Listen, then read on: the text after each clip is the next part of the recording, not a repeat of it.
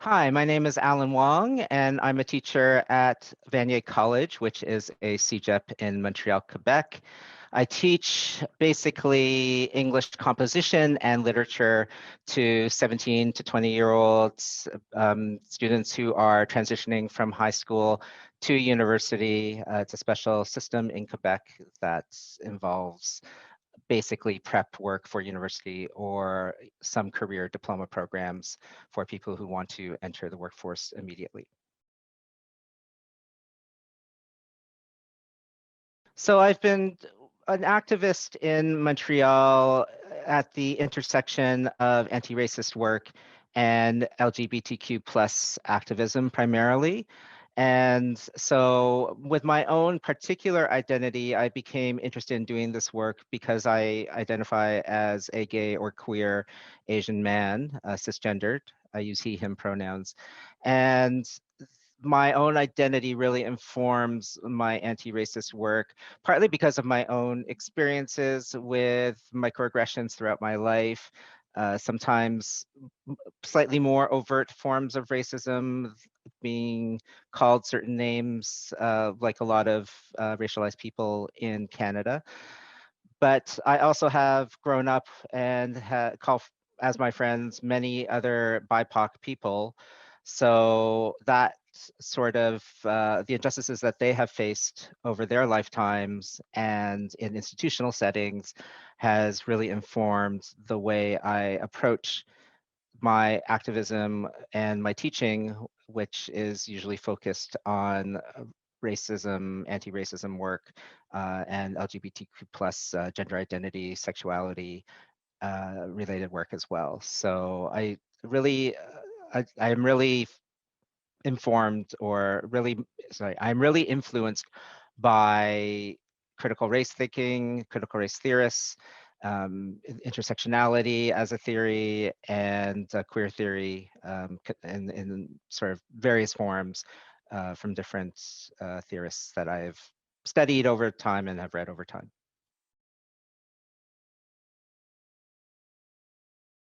Given everything that's been happening in 2020 with COVID-19, with various issues related to the climate crisis, and of course, a lot of different issues related to racism in general, white supremacy, but specifically Black Lives Matter and police brutality.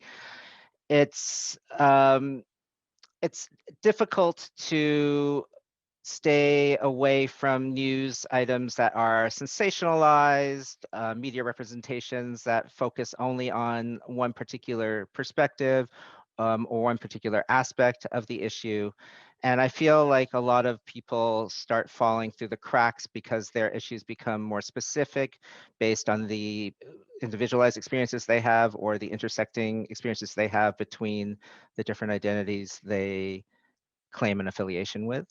So I feel that intersectionality, having an intersectional perspective on what's going on is really important because it really impacts all sorts of minoritized people in a lot of different ways. And without that nuanced perspective, there are a lot of people who might have one side of their identity addressed, but the other side is not addressed, or uh, the sort of wholeness of their identity is not taken into consideration.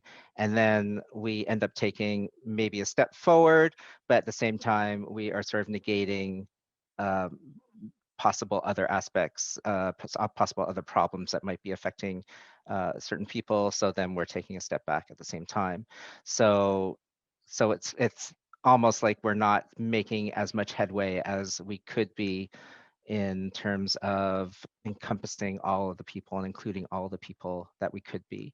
And it's especially important in these times because we're so isolated from each other, and the lack of support that certain people might be feeling because they are home alone and don't have any people around them, or they might be in oppressive situations at home.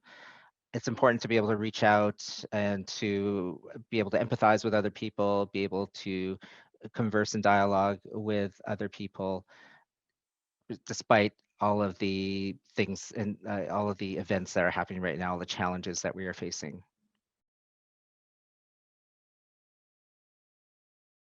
For me, as a racialized educator in the CEGEP system, and in my college in particular, it's really challenging being a minoritized person racially.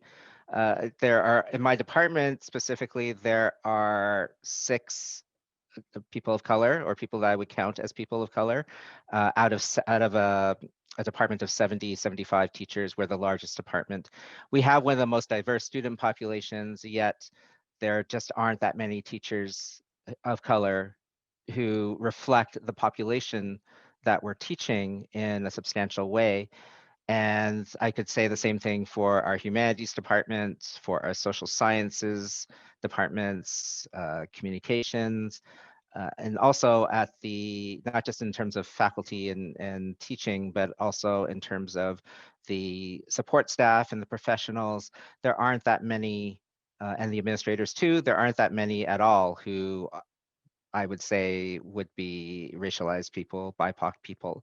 So to have this primarily white institution where the majority of the students, or at least I would say 50% of the students, are racialized in some way, is kind of disturbing, or discomforting in a lot of respects. It feels like we've come so far in our thinking, but in practice it hasn't really been taking place.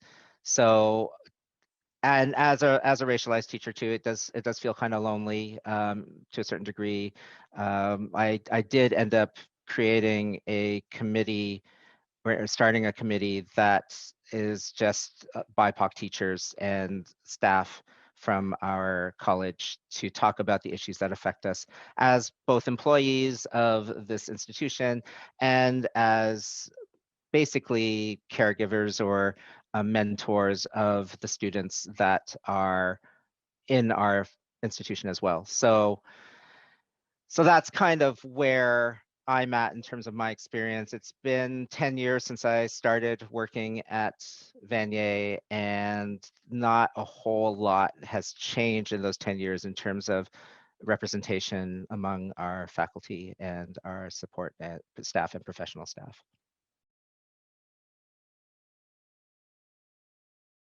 So my involvement in community organizing in relation to anti-racist work begins probably maybe mid 90s, when I was a student, a master's student at the University of New Brunswick.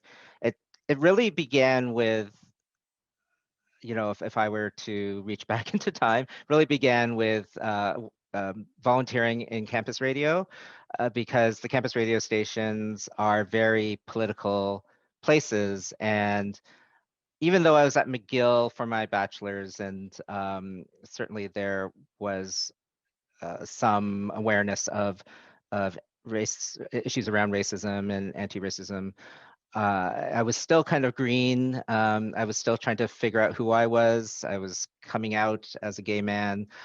So there were a lot of, I was distracted by a lot of other issues that weren't necessarily focused on my race, even though I certainly had interest in literature, because I did a degree in English literature at McGill, and I tried to read some more about the experiences of Asian Canadians, Asian Americans, um, African Americans, Black people in Canada, and Indigenous people in particular. So I started sort of forming my ideas around that time, but I didn't really act upon it until I was doing campus radio, where I would have radio shows that addressed a lot of these topics, spoken word shows that had interview components where I'd be interviewing people.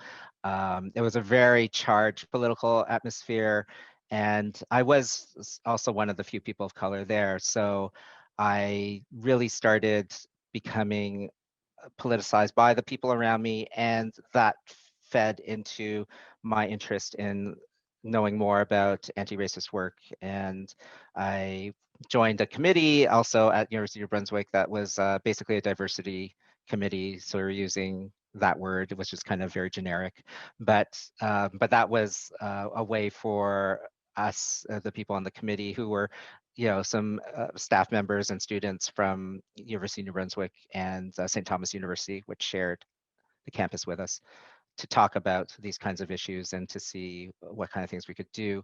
Um, Unfortunately, I was only on the committee for a year, because then I moved back to Montreal to continue my schooling in communications, and that was another step in my education, because the communications diploma that I did, I took courses on um, that focused on race and communications related issues. And then my activism really started taking off after that. I joined Gay and Lesbian Asians of Montreal, and I eventually became the coordinator of that group. And through that, started becoming more aware of intersectionality as a theoretical construct and as a sort of on the ground kind of method of applying activism.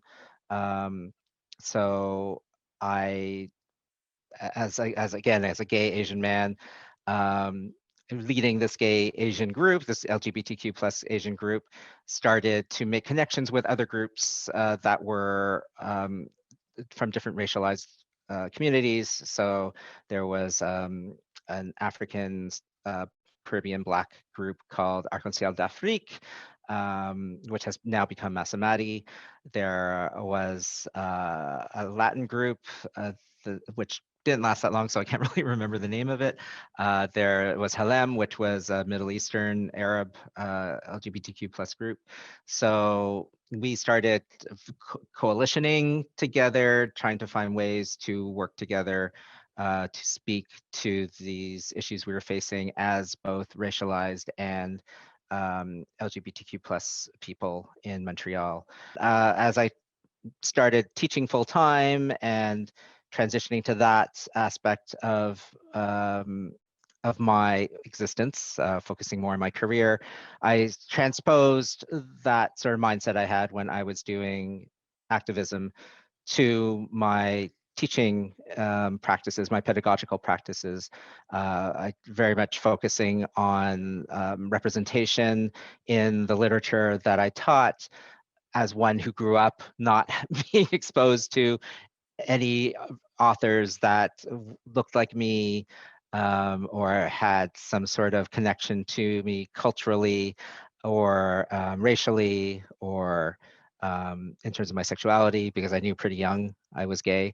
So having no access to those kinds of readings until I basically got to university, I felt the need to be able to expose my students to the kinds of works that maybe they never encountered in high school, because teachers didn't think of representation to that extent. So that's kind of where my work has gone, and I've been doing a lot of work on committees, such as the committee I mentioned, where it's BIPOC staff, faculty, professionals. But also I sit on the Women and Gender Studies Committee. I also sit on the Indigenous Studies Committee. I sit on a lot of committees. I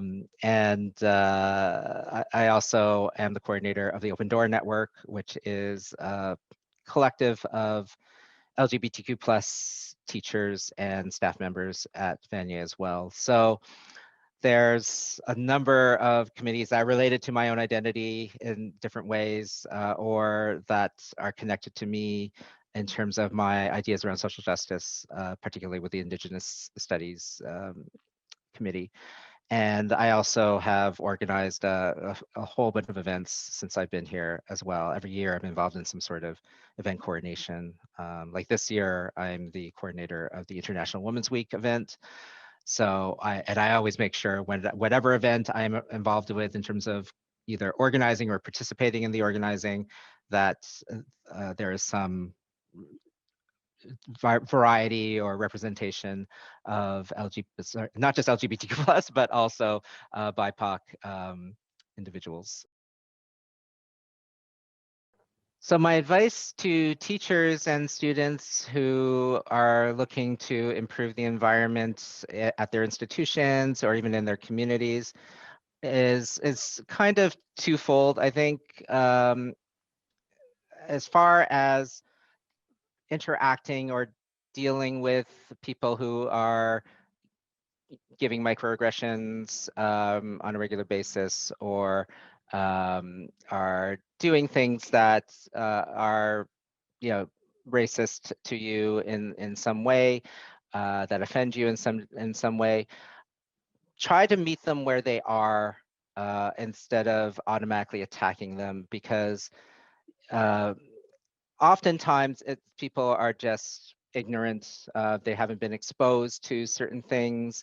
A lot of people might not have received sort of the kind of education in one setting that someone might receive in another setting based on the exposure that they might have to different kinds of people, or even just having teachers who just, you know, teach a certain way and teach certain subjects a certain way.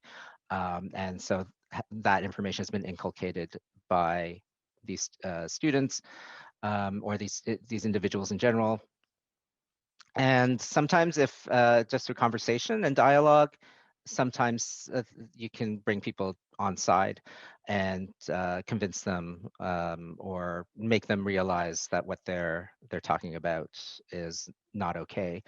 Of course, there are people who know that what they're saying is not okay, and it's there's no point in trying to convince people like that who are very stubborn and firm in their position, because they know they're racist and they're fine with being racist. And so it's just going to be an exercise in frustration for you, and it's going to affect your own mental health. So self-care in that respect is very important. Know which battles you can actually accomplish something, and know which ones are just too futile to waste your time and energy on. So the second thing I would say is try and approach change, social change, as something that is doable for yourself. So don't think you have to do something grandiose. Don't think you have to go out there and necessarily protest in the streets, because if you're not comfortable with that, if that's something that just makes you you know, jittery throughout the entire march, for example, or through the entire protest, then it's not going to be healthy for you. And you want to be able to do things that you feel are benefiting others, but are also not harming you in particular ways.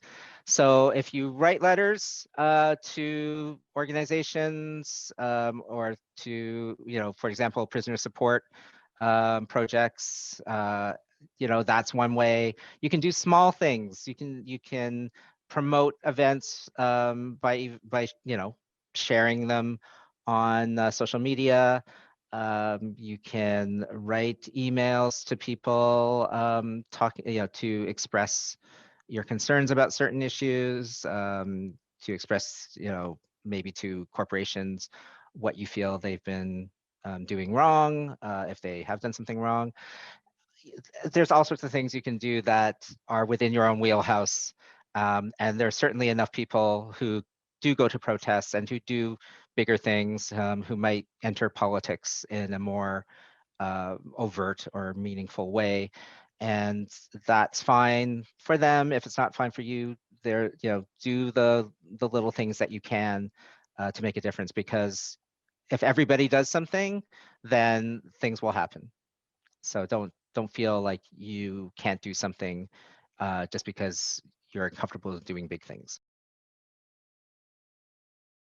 Now, in terms of what I would tell administrators of institutions, what I would tell institutions in general, is it's important to be able to listen to people of color, BIPOC, to anybody who is sort of minoritized in particular ways, to really listen to what the issues are that are affecting them and not just actively dismiss them.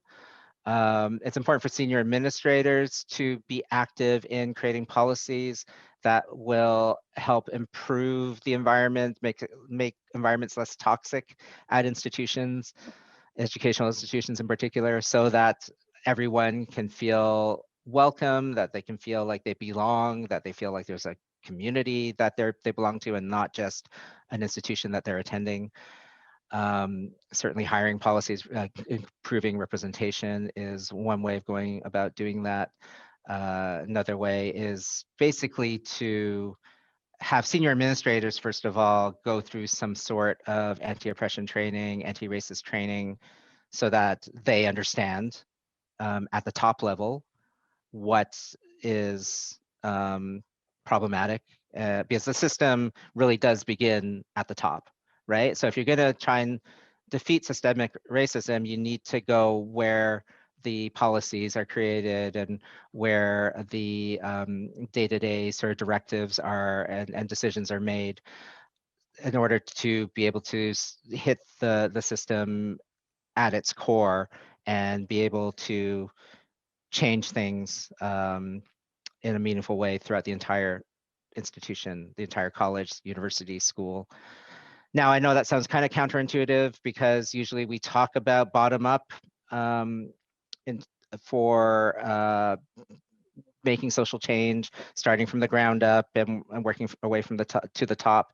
But it can be a head banging, head splitting kind of experience because it can be very slow, and ultimately you have to reach to the top anyway. So why not start with the top and have them sort of trickle down to the senior managers and then to the deans and to the department coordinators and then down to the actual teachers or employees, other staff members who who on their own might not be as willing to engage in these issues, or have maybe already been converted. So you're just preaching to converted, and then there are others who will never be converted, quote unquote, to your side, who are your peers, who are your colleagues.